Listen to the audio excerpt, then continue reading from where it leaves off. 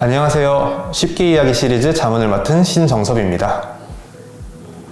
자, 오늘은요, 올해 가장 큰 입시 이슈 중 하나죠. 의대 증원에 대해서 한번 이야기를 나눠보도록 하겠습니다. 올 초부터 사실 이 기사 그리고 다양한 어떤 뉴스들로부터 굉장히 많은 전망들이 쏟아지고 있습니다. 최상위권 대학들의 입결들이 굉장히 많이 하락을 할 것이다. 아니다, 그 정도까지는 아니고 소폭 하락할 것이다. 아니다, 그것도 아니고 N수생들이 많이 들어오기 때문에 큰 변화는 없을 것이다. 이런 식으로 저마다 다른 전망들이 기사로서 많이 쏟아지다 보니까 굉장히 많이 불안하고 걱정되실 것 같습니다. 그래서 오늘 쉽게 이야기 시리즈에서는 의대 증원에 대해서 올해 가장 많이 질문을 주신 세 가지에 대해서 이야기를 해보려고 합니다. 첫 번째는 의대 증원 팩트부터 정리를 해보려 합니다. 어디서 얼만큼 증가했는지 팩트를 체크를 해볼 것이고요. 두 번째는 그래서 가장 고민인 부분들, 의대 입결이 폭락할 것인가? 아니면 유지할 것인가? 의대 입결 전망에 대해서 한번 이야기를 나눠보도록 할 것이고요. 마지막으로는 이 스카이 서성한 최상위권 20계열의 입결은 도대체 어떻게 될 것인지 전망에 대해서까지 한번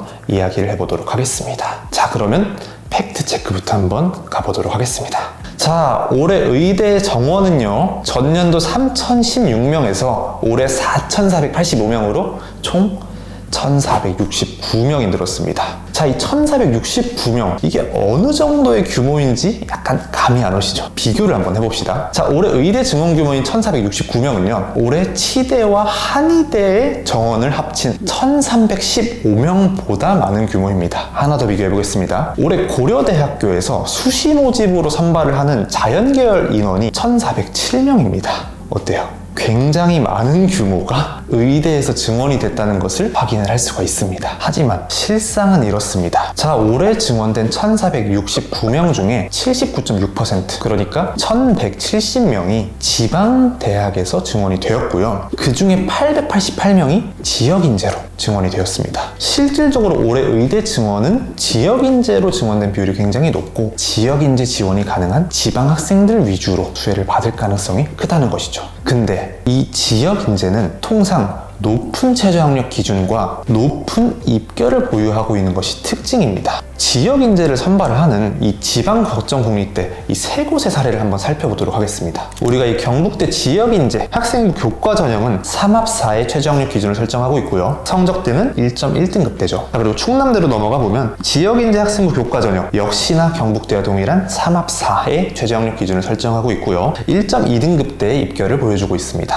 그리고 마지막 전남대 같은 경우에는요, 지역인재 학생부 교과 전형에서 3합5의 최저학력 기준을 설정하고 있고 입결은 1.1등급대임을 확인할 수 있습니다. 결국 올해 의대 증원은 지역인재를 위주로 증원이 됐기 때문에 지방학생들에게 기회가 돌아갈 것이고요. 지역인재는 높은 최저와 입결을 가지고 있기 때문에 지방학생들 중에서도 높은 최저학력 기준을 충족할 수 있고 기존 의대의 높은 입결에 살짝 미치지 못했던 학생들에게 기회가 돌아갈 가능성이 큰 것이죠.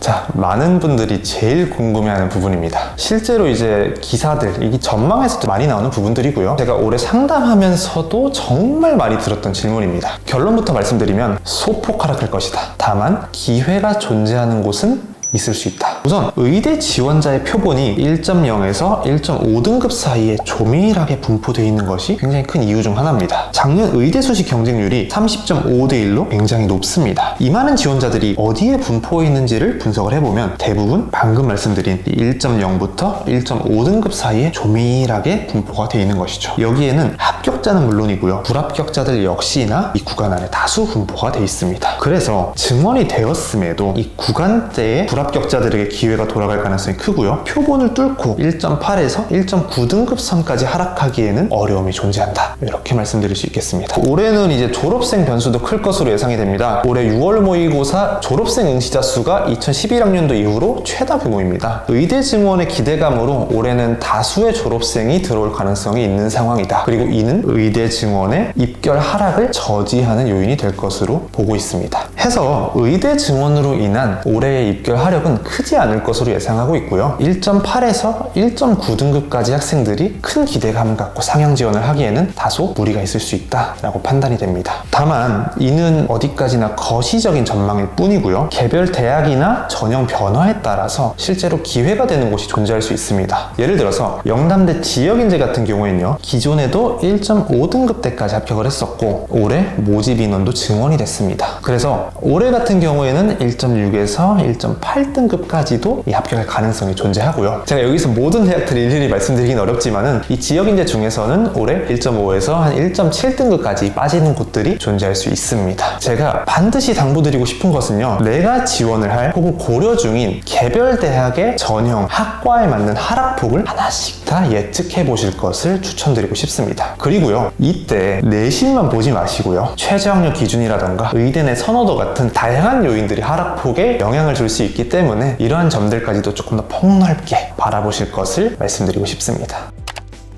의대 입결과 같이 굉장히 많이 주시는 질문들입니다. 스카이 서성안의 입결 전망은 어떻게 될까요? 얼마나 하락할까요? 정말 많이들 질문을 주시는데요. 자, 근데 우리가 스카이 서성안의 전망을 이해하려면 반드시 짚고 알고 넘어가야 할 부분이 있습니다. 그게 뭐냐? 최저입니다. 자, 자료를 살펴보니 이상한 점을 발견할 수 있습니다. 통상 20계열에서 인기가 제일 많은 의대의 성적대가 낮고요, 오히려 한양대 지균이 1.25로 의대나 서울대, 고려대보다 성적이 높습니다. 바로 이러한 차이의 핵심이 최저입니다. 이 영남대 의대 지역인재는 4합으로 높은 최저학력 기준을 설정하고 있어서 의대 내 선호도, 높은 최저를 기피하는 현상, 낮은 최저 충족률들이 합쳐지면서 1.5에서 6 사이의 입결을 형성하게 되는 것이고요. 반면 한양대는 전년도까지 교과 전형에 최저학력 기준을 설정하지 않았습니다. 이는 방금 이야기한 영남대와는 반대의 케이스로 내신만 높다면 최저 부담 없이 지원이 가능한 케이스인 것이죠. 또 다른 예시를 한번 볼까요? 여기 전년도의 경우 한양대와 비슷한 라인에서 최저, 면접과 같은 추가 전형 요소 없이 지원할 수 있는 교과 전형이 한양대 교과 전형밖에 없습니다. 이러한 요인들이 최저학력 기준과 복합적으로 작용을 하면서 한양대 교과 전형의 성적대가 높게 형성된 상황인 것이죠. 결국 최상위 20계열의 입시는 내신도 중요하지만 최저학력 기준의 영향을 무시할 수 없는 것이죠. 원래 질문인 이 스카이 전망으로 넘어가서 스카이의 최저 기준을 한번 살펴보겠습니다. 서울대 지균은 3합 7, 고려대 학추도 3합 7이고요. 연세대 추천형은 국수 탐중 2합5, 영어는 3등급 이내. 그러니까 쉽게 표현하면 대략 3합 8 정도의 최저를 설정하고 있습니다. 한번 의대랑 비교해볼까요? 어떤가요? 확실히 의대 쪽의 최저가 높죠.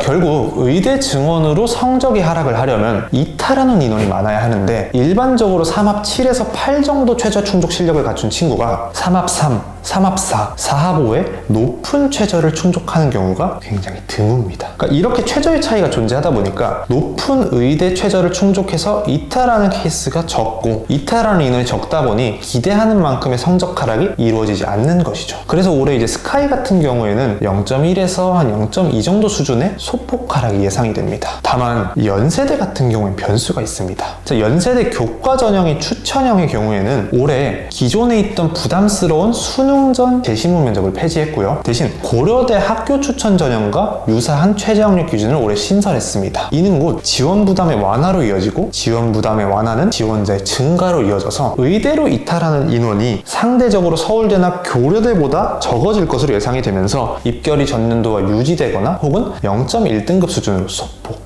서울대와 고려대 대비해서는 상대적으로 좀 적은 하락폭이 예상이 됩니다. 자, 그럼 이제 서성안으로 한번 넘어가 봅시다. 서성안 라인의 경우에는요, 통상 스카이를 쓰는 학생들이 적정이나 안정카드로 쓰는 경우가 정말 많습니다. 그래서 서성안 입결의 경우에는 스카이로 얼마나 이탈하느냐, 이 이탈 규모의 영향을 정말 많이 받는데요. 실제로 이건 이제 서성안의 높은 충원률에서도 한번 확인을 해볼 수가 있습니다. 그래서 이 스카이로 이탈하는 규모가 많으면 많을수록 서성안 라인의 입결 하락의 폭도 클 텐데, 제가 앞서 언급을 하였죠. 스카이의 경우에는 올해 의대로 이탈하는 인원이 적을 것이다. 그래서 서성안도 마찬가지로 스카이로 새로의 기회를 얻는 학생들이 적을 것으로 예상이 됩니다. 근데 다만 한양대의 경우에는요, 올해 교과 전형에 3합 7의 최저학력 기준이 신설이 됐습니다. 근데 이게 문제는 기존의 서강대나 성균관대보다도 높은 최저학력 기준이라는 겁니다. 그래서 올해 한양대 교과 전형에서 일부 학과들은 1.5에서 1.6등급까지도 이 입결이 하락할 가능성이 존재하고요. 자, 그리고 서강대, 사실 서강대는 바뀐 것은 없습니다. 근데 한양대 최저학력 기준 신설에 영향을 받을 것으로 예상이 되는데요. 이게 무슨 말이냐면, 기존에 서성안을 쓰던 친구들 중에서 생기부 준비가 안 되거나 최저 충족에 어려움을 겪는 친구들이 이 한양대 교과 전형을 많이 고려했습니다. 이제는